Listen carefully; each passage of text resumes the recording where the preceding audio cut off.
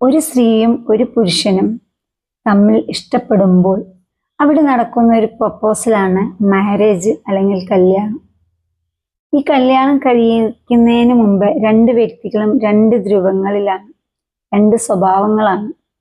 ഇതെല്ലാം കൂടെ ഒന്നാക്കിയെടുത്ത് ഒരു കുടക്കീഴിൽ ജീവിതം തുടങ്ങുന്നതിലാണ് സന്തോഷിക്കുന്നത്.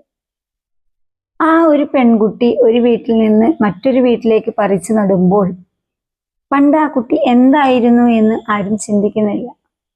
കാരണം ഒരു മോള് മാത്രമാണ് അല്ലെങ്കിൽ ഒരു മകള് മാത്രമായിട്ട് ജീവിക്കുന്ന ഒരു കുട്ടി വേറൊരു കുടുംബത്തിലേക്ക് കല്യാണം കഴിച്ച് കൊണ്ടുവരുമ്പോൾ ആ പെൺകുട്ടി അവിടുത്തെ ആദ്യം ഭാര്യയാകുന്നു, പിന്നീട് അച്ഛനും അമ്മയ്ക്കും മരുമകളാകുന്നു, പിന്നെ ഭർത്താവിൻ്റെ സഹോദരന്മാരുണ്ടെങ്കിൽ അവർക്ക് ഏട്ടത്തിമ്മയാകുന്നു, ഭർത്താവിൻ്റെ പെങ്ങന്മാരുണ്ടെങ്കിൽ അവർക്ക് നാത്തൂനാകുന്നു. അങ്ങനെ പല രീതിയിലുള്ള ഒരു കുടുംബ ബന്ധം ആ കുട്ടിയെ വന്ന് മൂടി കുട്ടി എല്ലാം വലിയൊരു സംഭവമായി കാണുന്ന രീതി. അങ്ങനെ ഇരിക്കുമ്പോൾ കുട്ടികൾക്ക് ചില പേടികളൊക്കെ ഉണ്ടാവാം.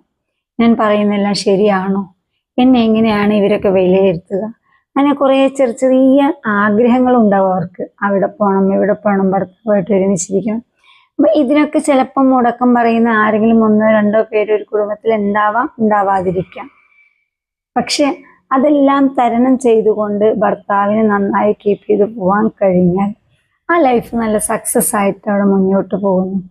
അതിലുപരി ഇത് നമ്മളുടെ ഒരു കുടുംബത്തിൽ വന്നൊരു അതിഥി കൂടിയാണ് എന്ന് രണ്ടുപേരും വിചാരിക്കുകയും എനിക്ക് വേണ്ടപ്പെട്ടതാണ്, ഒരു മനസ്സും ഒരു ശരീരവുമായി കഴിയേണ്ട രണ്ട് വ്യക്തികളാണ് ഞങ്ങൾ എന്നൊരു ഉത്ബോധ മനസ്സിൽ നിന്ന് അത് തോന്നുകയും ഉണ്ടാവുകയും ചെയ്യുകയാണെങ്കിൽ ലൈഫ് സക്സസ് ആയിരിക്കും.